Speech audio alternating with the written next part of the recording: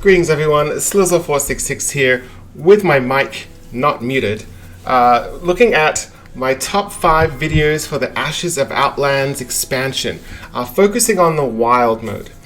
So first card I want to look at is Netherwind Portal, 3 mana mage secret. After your opponent casts a spell, summon a random 4-cost minion. Now I know what you're thinking, Slizzle, what are you doing? Secret Mage, it's annoying. Quest Mage, it's annoying.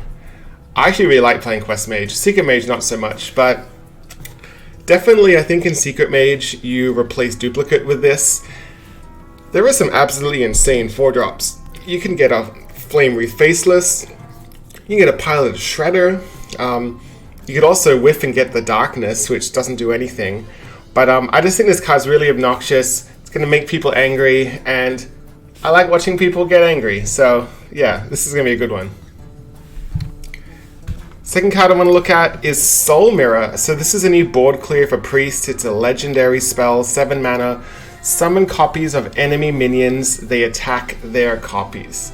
Now, this is probably better than Light Bomb.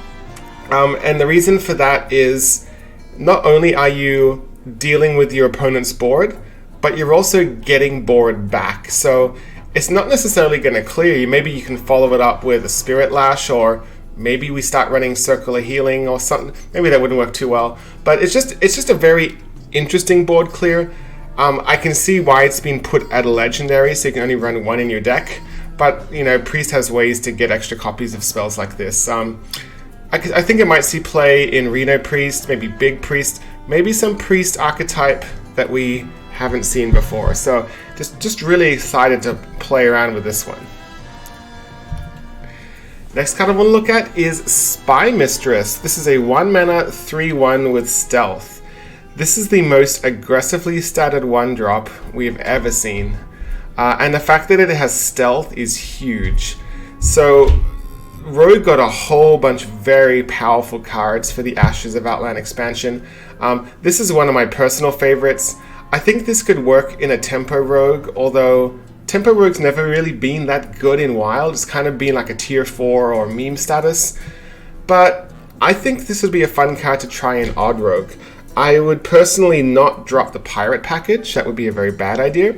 But I think we drop the Pharaoh Cat or the Firefly, depending on what you run, to give this a chance. Just the power of putting this down on turn 1 and hero powering on 2 and doing 5 damage, really, really powerful.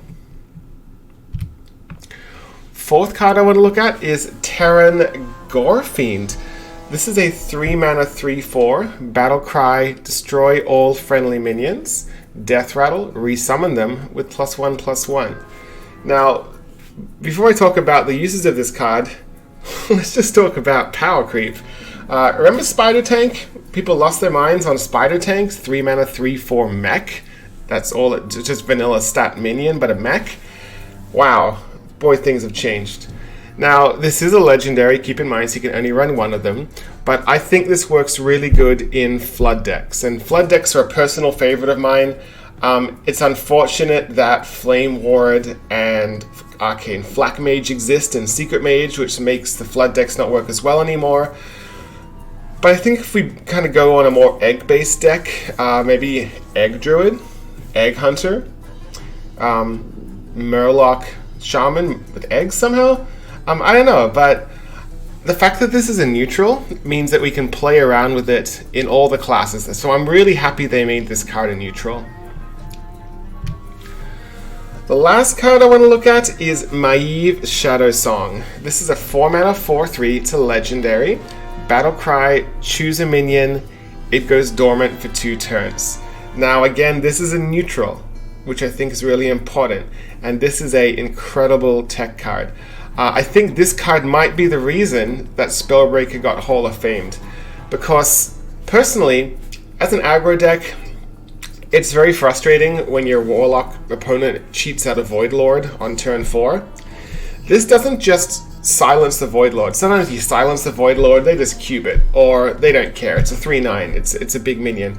This makes that Void Lord go away for 2 turns. Sure, it's going to come back with Taunt and the Death Rattle still, but over those 2 turns you can probably kill your opponent. That's one use of the card. Another use of the card would be some sort of combo.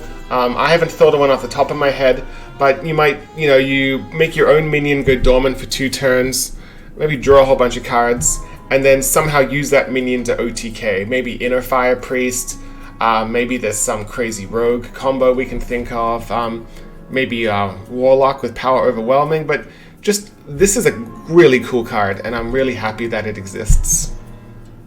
Now, I got a couple runners-up to discuss. These are not cards that I would want to put in my decks, but these are cards that I would love to discover.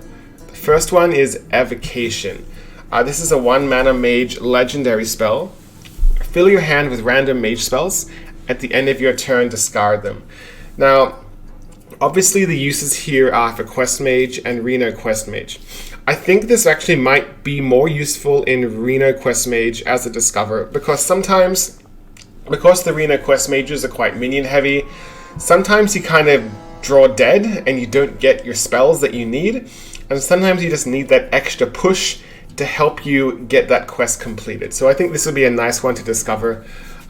Looking at regular Quest Mage is already so good at completing its quest, you probably wouldn't pick this half the time, but there are cases where you just have a really unlucky game and you draw all your giants, and discovering Evocation solves that problem when you draw dead. So yeah, it's the fun one. Last one I want to mention is Cantus Flow. Again, I didn't think you'd run this in your deck. Maybe in Exodia Mage you would run it instead of having to run Emperor Thaurissan. But keep in mind, this is just for your spells, not the minions. But this 2-mana spell that reduces the cost of all the spells in your deck by 1. Again, I don't think it's going to be incredible in Quest Mage because the spells are already so cheap. But it's just a really interesting card, and it might open up some sort of new mage deck that we haven't seen before. So I'm interested to see what people come up with this card. Thank you for taking the time to watch all the way to the end of this video. If you want to support the channel, you can click the subscribe button, click that bell, and until next time, hope to see you again.